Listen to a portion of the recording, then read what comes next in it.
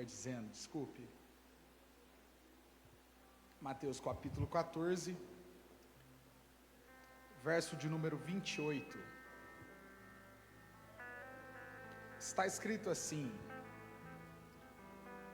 respondendo-lhe Pedro, disse: se és tu, Senhor, manda-me ir ter contigo por sobre as águas. E ele disse: vem. E Pedro, descendo do barco, andou por sobre as águas e foi ter com Jesus. Eu já vou pedir para você se assentar, só que antes, por no mínimo ter alguma conexão com você, antes que eu ministre a palavra, eu quero lhe pedir do fundo do meu coração, que você fique com a sua Bíblia aberta, e me preste a sua atenção. Eu serei breve, e isso não é conversa de pregador, eu prometo ser breve, porém, eu entendo que se mesmo eu sendo breve, você não me der a sua atenção, pode ser que você perca esse momento de culto na sua história. Entretanto, se você me der a sua atenção e se atentar ao que eu posso ministrar à sua vida nessa noite, eu tenho a plena convicção que este culto marcará a sua história. Eu posso ouvir um glória a Deus aqui nessa noite? Você pode ficar com a Bíblia aberta? Eu sei que isso não vai ferir a sua ordem de culto, então antes de se assentar, diga para ele ou para ela: por favor, não me atrapalhe. Pode falar. Isso com muita educação, não precisa ferir ela nem ele. Diga: eu tenho um negócio com Deus nessa noite. Se assente aí glorificando o Senhor.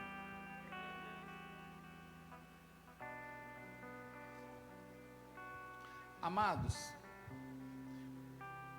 a Bíblia é recheada de encontros e desencontros de pessoas normais e de pessoas defeituosas ou problemáticas. O texto que nós estamos nos referindo nessa noite faz menção de um desses encontros e desencontros de pessoas que deve nos ser considerado pelo fato de Jesus estar na narrativa.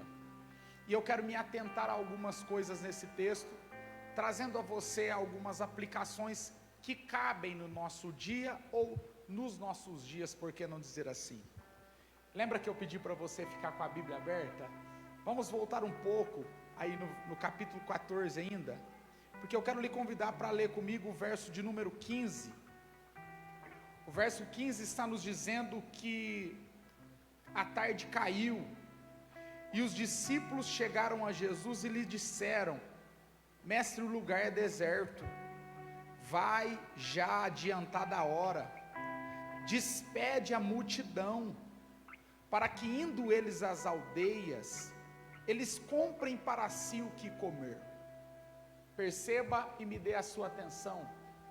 O texto está nos fazendo menção de que em um dia específico no ministério de Jesus, os discípulos se aproximam do mestre e eles chegam cheios de razão e cheios de boas intenções para dizer ao mestre: mestre, por favor, você não está vendo a hora?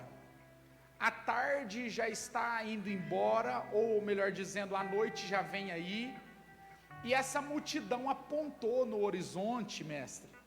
Vamos fazer o seguinte: hoje não vai ter culto, despede esse povo, porque o tempo já passou, já não é hora mais de ensinar, não é hora mais de pregar, não é hora de curar ninguém, mestre.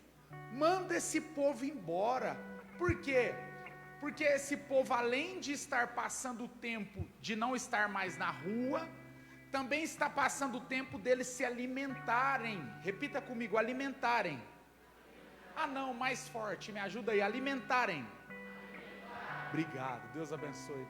É nessa perspectiva que os discípulos se achegam a Jesus, na intenção de fazer com que Jesus despedisse a multidão. na intenção de fazer com que Jesus interrompesse todo o trabalho evangelístico daquele dia. Ora, Jesus dá uma olhada nos discípulos e, como bom mestre que era, ou perfeito que é, ele volta o problema para quem está propondo o problema. E no verso 16 ele vai dizer: não, os meninos, olha para mim, de jeito nenhum nós vamos mandar eles embora, pelo contrário, se eles estiverem com fome ou terem fome, são vocês que vão dar a eles de comer. Então perceba, Jesus está percebendo nos discípulos a real intenção ou a qualidade de alguém que está querendo tomar frente de algum trabalho. E quando alguém está tentando tomar frente de algum trabalho, o bom líder inteligente que é, ele volta o problema do trabalho para quem está propondo à frente do trabalho. Por isso Jesus volta a eles e diz assim: os meninos, dá comida para eles. Se o problema é o horário e não tem comida, o problema já não existe mais. É vocês quem vai dar comida para eles. Os discípulos ficam perturbados, viram-se uns para os outros, começam a se perguntar: mas o que vocês têm aí? Pedro, André, Tiago, João, Judas Tadeu, Judas Iscariotes, o que vocês têm?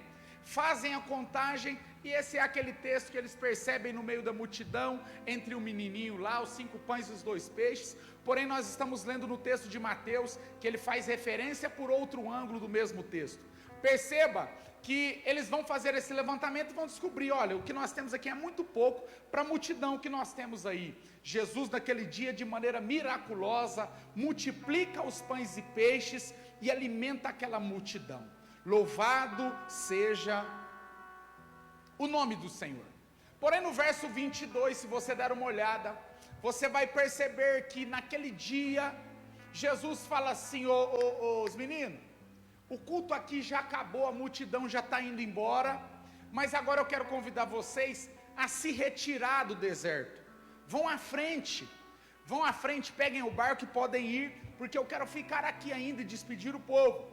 Diz o texto que Jesus despede esse povo e sobe um pouquinho mais o monte. E o texto vai falar uma coisa maravilhosa no verso 23. E ele subindo ao monte a fim de orar sozinho. E caindo a tarde, lá estava ele só. Essa é a primeira aplicação que eu quero fazer para você aqui nessa noite. Nós vivemos um período aonde nós valorizamos muito a vida pública e desvalorizamos, em contrapartida, a vida solitária. Desvalorizamos a vida oculta e a vida particular. Resultado disso é muitas jovens, moços, moças, pastores, obreiros, ministros e ministras do Evangelho vivem profundas depressões, exatamente pelo fato, escute, de valorizar excessivamente a vida pública, o que se vê em rede social, o que se vê nas fotos, o que se vê com microfone. É dentro desta perspectiva que muitos de nós se perdem na nossa geração. Jesus está nos dando um conselho com a sua vida, escute, porque existem conselhos de Jesus que foram dados falando, porém outros foram dados fazendo. Este ele deu fazendo. Pastor, me explique como. Ele pregou para mais de 5.000 pessoas, alguns teólogos dizem 15.000 pessoas. Acabou o culto, ele não se preocupou em atender mais ninguém daquele dia, pelo contrário, ele voltou-se para si e disse aos discípulos: peguem o barco, vão à frente, porque eu preciso ficar a sós com o Pai. Escute, tem muita gente rindo em público e chorando particularmente.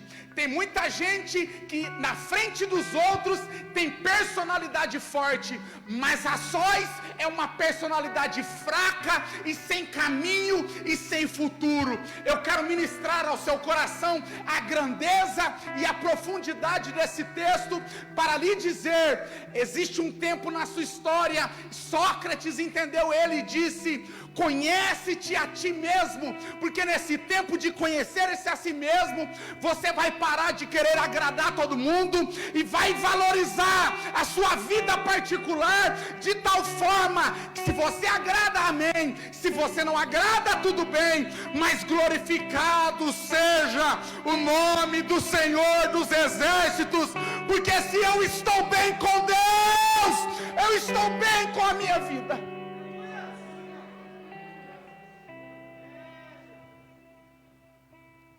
Escute, ele subiu e ele ficou a sós. Repita comigo: a sós. Seja sincera aí, pode olhar para mim.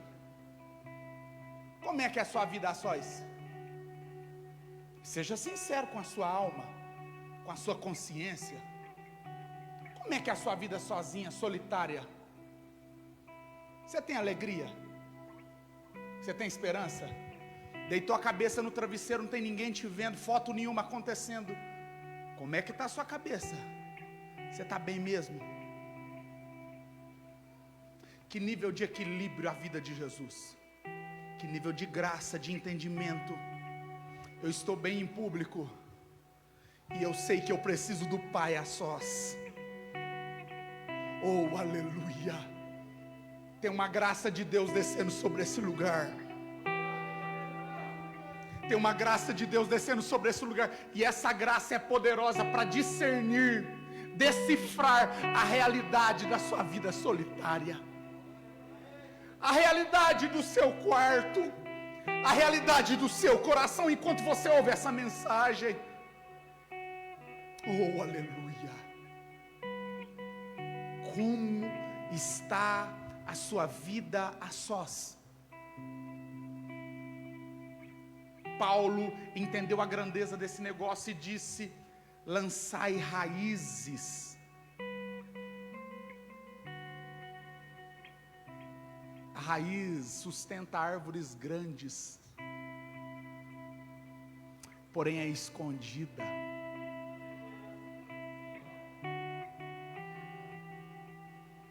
Você vai viver muito bem, porque você vai começar a se preocupar com as coisas na sua história que ninguém está vendo. Antes de sair para a rua querendo agradar tudo e todos, você vai convidar Deus para o quarto.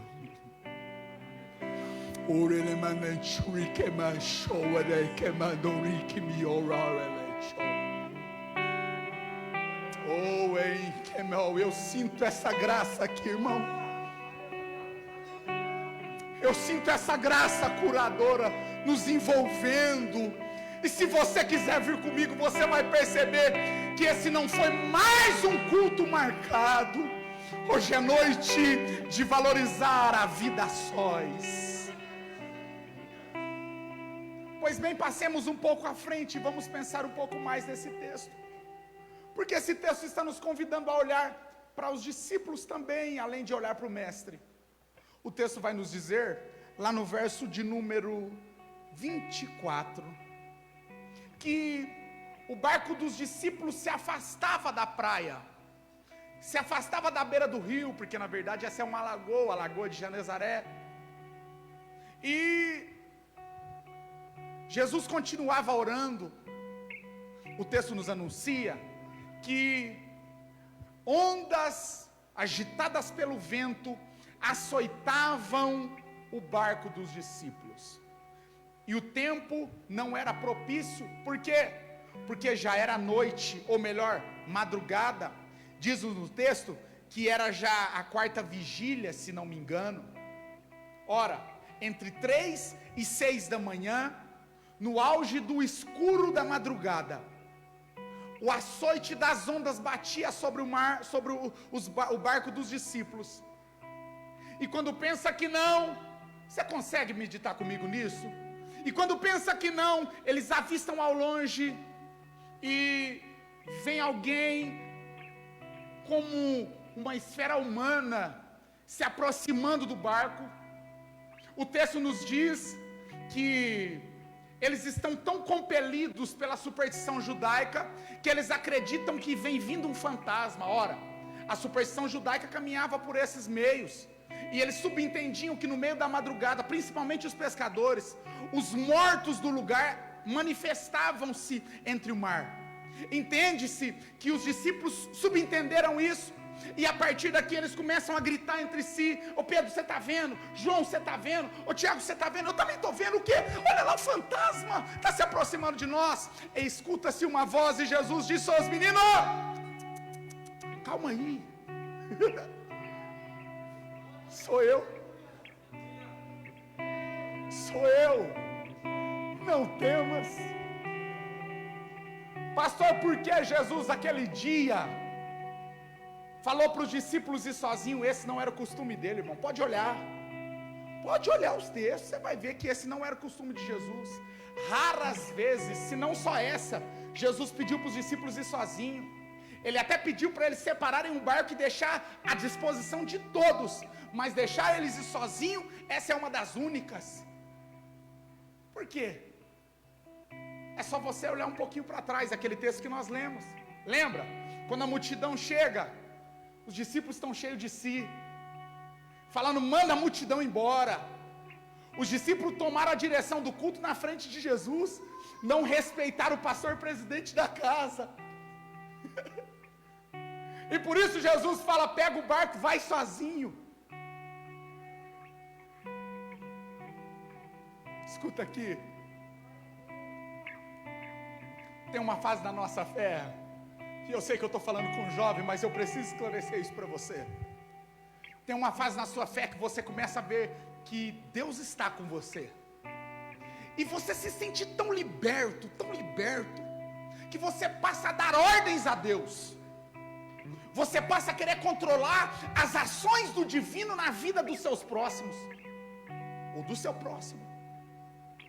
Esta é a atitude dos discípulos no capítulo 14, verso 15. E por isso Jesus diz: vão sozinhos. Eu quero que vocês andem um pouco sozinhos. Parece que eu percebo na vida dos discípulos a fragilidade da solidão, a fragilidade de um barco no meio de um mar. E perceba, o texto está nos falando que naquele dia não tinha chuva. Para de falar que tinha chuva, porque não era chuva, era vento.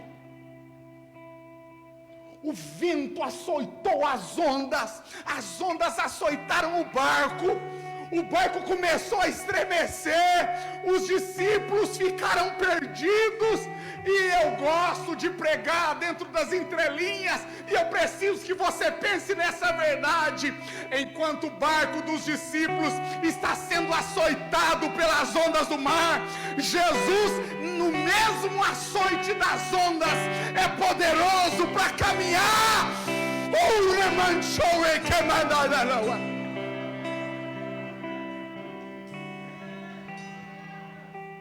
Que diferença de estrutura, que diferença de estabilidade, de equilíbrio.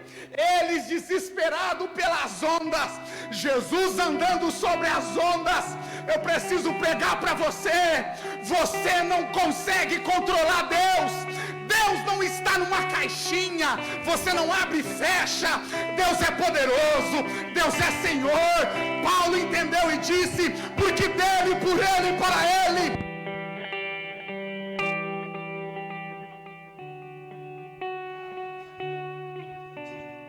João disse: porque é aquele que é, que era e que há de vir. Mudou o microfone, me ajuda aí.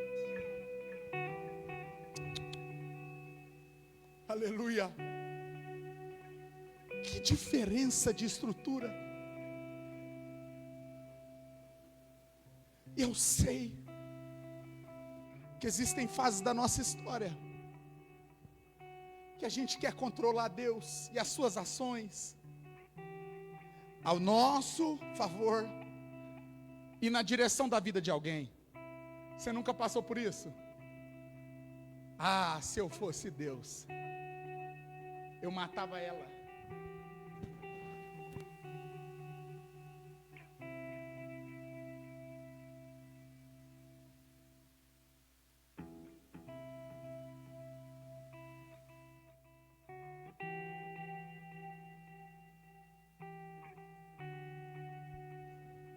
Graças a Deus. Então foi eu que apertei na primeira, né? Desligou. Que vontade de matar ele. Deus mata ela. Ah, se eu fosse Deus. Ela na igreja. Ele na igreja. Ela chuta todo mundo na escola. Dá trela para todos na escola e canta. Cadê a justiça de Deus? Porque Deus não despede essa multidão. Permitam-me, é Ele tocando, eles fazendo.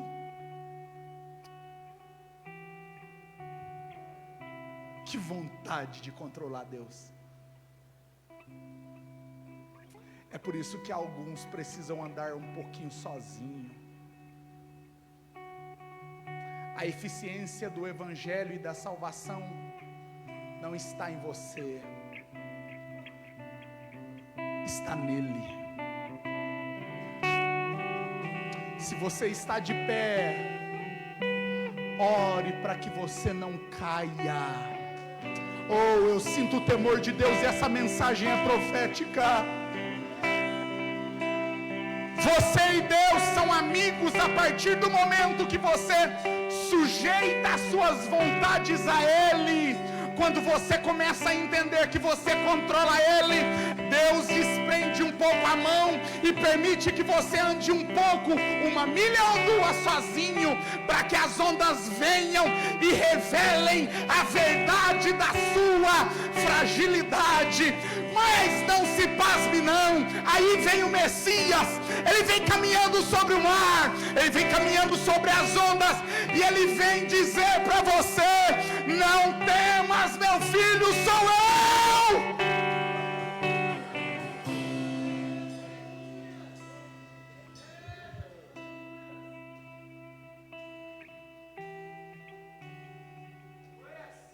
Eu preciso pregar para você pensar. Porque se eu pregar só para você se emocionar, eu saio daqui frustrado. Eu preciso que você pense. Eu preciso que você raciocine essa verdade. Você não está na posição de Deus com ninguém. Em toda circunstância da sua história, você é servo e Deus é Deus. Você é amigo e Deus é Deus. Você é filho e Deus é Deus. E isso não muda. A sua posição não muda. O seu cargo na igreja não muda isso. O que você sabe da Escritura não muda isso. O seu vínculo familiar não muda isso. Andem sozinhos e percebam em vocês a fragilidade. Pois bem, Jesus vem vindo sobre o mar. E eu gosto da atitude de Pedro. E eu sei que você já leu isso diversas vezes, mas eu quero que você pense um pouco. Pedro avista Jesus e fala: mestre, se é o Senhor, manda que eu vá também por sobre as águas. Olha que coisa linda. Parece que o Espírito coloca na mente de Pedro uma coisa que todos os discípulos não estavam entendendo até então. Pedro está dizendo: eu também posso andar sobre as águas. Segunda coisa que Pedro estava dizendo: mas eu só posso andar sobre as águas se tiver uma palavra sobre mim. Por isso ele diz: manda que eu vá. Pedro está entendendo que a vida de Jesus, repita comigo, a vida de Jesus Oh, mais forte, me ajuda aí. A vida de Jesus desperta em nós outras possibilidades.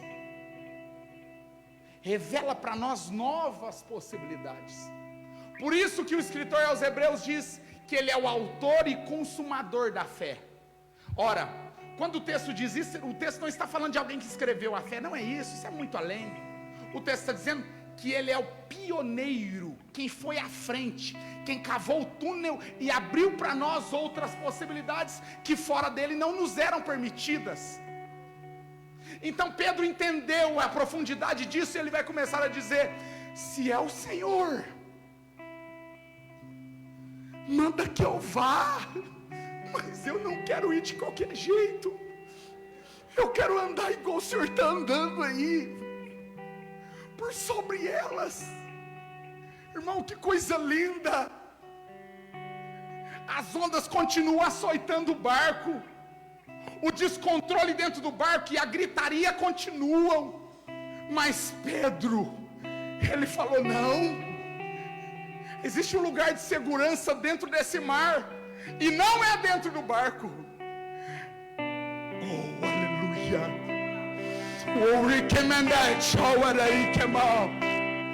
Na direção de Jesus, porque Pedro vai dizer: eu vou aí contigo, eu vou onde o Senhor está. Escute, e eu parto para encerrar essa mensagem.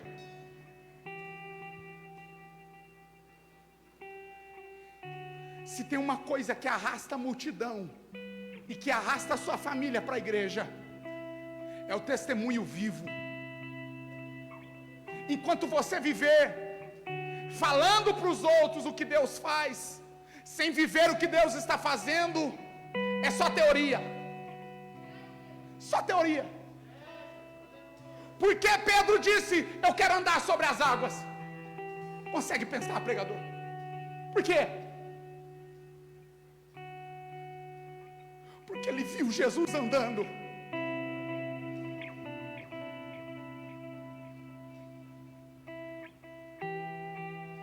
Eu estou dizendo para você que nos seus sonhos, Jesus é a porta que abre as possibilidades.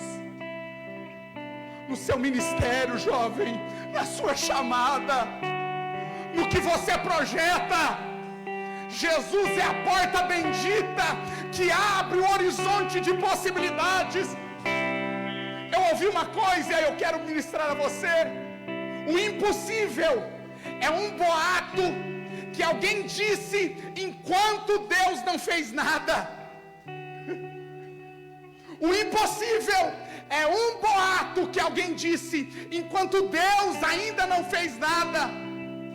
Naquele dia Deus disse a Abraão e Sara, porque para Deus há alguma coisa impossível? Naquele dia o anjo disse a Maria, para Deus há algo impossível? Eu quero ministrar essa verdade ao seu coração, Pedro. É possível você, cheio de defeitos, problemas, traumas, dificuldades, eu não sei como é a sua família, eu não sei qual a sua origem, mas eu preciso que você saiba: se Jesus andou por sobre as águas, você também pode viver o impossível na sua história.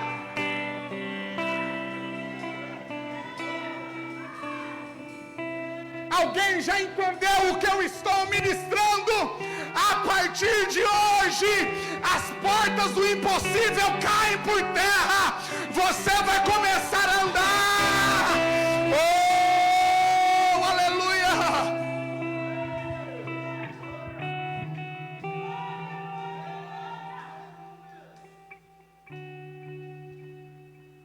Pode entrar. É tudo teu, faça o teu querer, meu coração é teu, não quero mais o meu querer, não vou quero sair daqui até tocar em ti. Não quero só me arrepiar, não quero só me emocionar, não quero só experimentar, quero mergulhar. Não quero só me arrepiar, não quero só me emocionar, não quero só experimentar, quero mergulhar. Furioso oceano vem fluir dentro de mim. Estou me afogando em ti, estou me afogando em ti. Furioso oceano vem fluir dentro de mim. Estou me afogando em ti. Pode entrar, é tudo teu. Baixinho. Isso. Eu tenho uma pergunta para você aqui hoje. Eu tenho uma pergunta muito séria para a sua história. Até quando, jovem? Até quando minha filha e meu filho, meu amigo e minha amiga, você vai viver presa dentro do barco, se negando a viver as experiências que existem por sobre as águas? Eu tenho duas perguntas hoje para dois tipos de pessoas diferentes. Primeiro, é para você que ainda está preso, abismado com o açoite das ondas, e não enxergou que Jesus é poderoso para fazer coisas maravilhosas na sua história, e por isso a depressão te pegou, e por isso você vive amargurado, sem sonhar. Você disse para você mesmo: eu vou morrer aqui, é aqui que eu morro desse jeito. E eu lhe digo com toda a graça: você só morre aí se você quiser, porque existe um universo de possibilidades por sobre as águas. É você quem está se negando a viver essas experiências. Olha Pedro pisando por sobre as águas, um homem normal. E eu fiquei me perguntando por que a gente afunda na água. E eu vi que pela ciência a gente afunda porque nós somos mais pesados do que a água, somos mais densos. E quando eu olho para a pessoa de Jesus Cristo andando por sobre as águas, eu percebo que Jesus retirou de si o peso.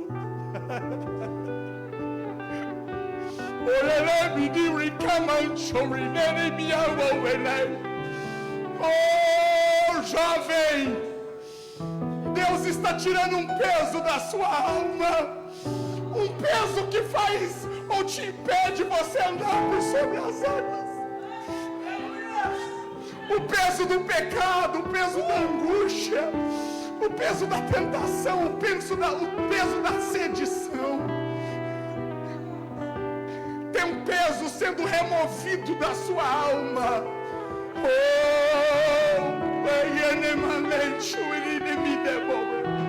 Eu estou sentindo Deus tirando o peso da sua alma.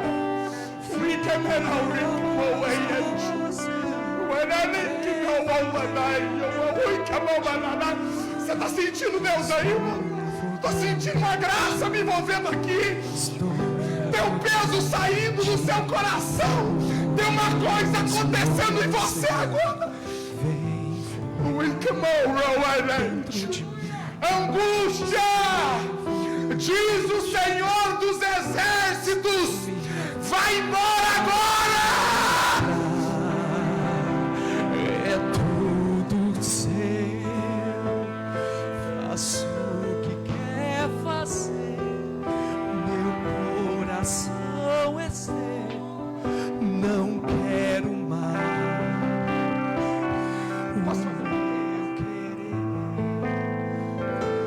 você que quer viver experiências com Deus. Onde está você? Eu quero orar pela sua história. Pastor, eu estou cansado. Tem um peso que me impede. Quero orar pela sua história. Seja sincero com a sua vida. Deus nos anuncia a verdade da sua alma. Saia do seu lugar. Saia do seu lugar. Venha chorando. Venha se rasgando. Venha com a alma aberta. Venha dizendo: Deus, eu quero viver as experiências que o Senhor tem para a minha história. Não quero só experiências. Chore, chore, chore, chore. Derrame lágrimas. Derrame lágrimas. Chore, chore. Chore. Isso,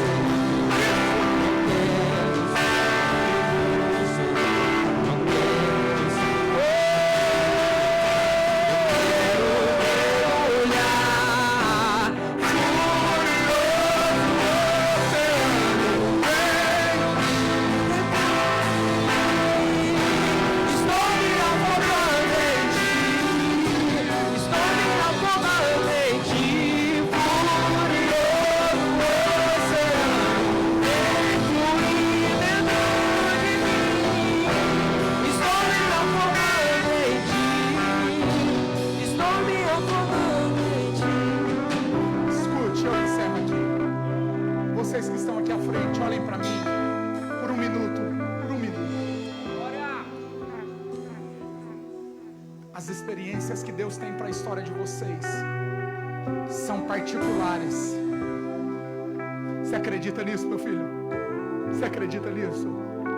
Deus tem experiências particulares com a sua história. Se tem uma coisa que a nossa geração precisa aprender, eu vou fazer uma pergunta, não é para te constranger. Quantos de vocês são de família já cristã? Levantem as mãos.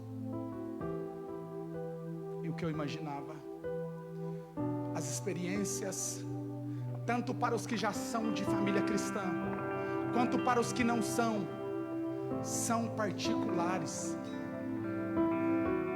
Eu não ia encerrar essa mensagem por aqui, mas eu vou encerrar ela por aqui.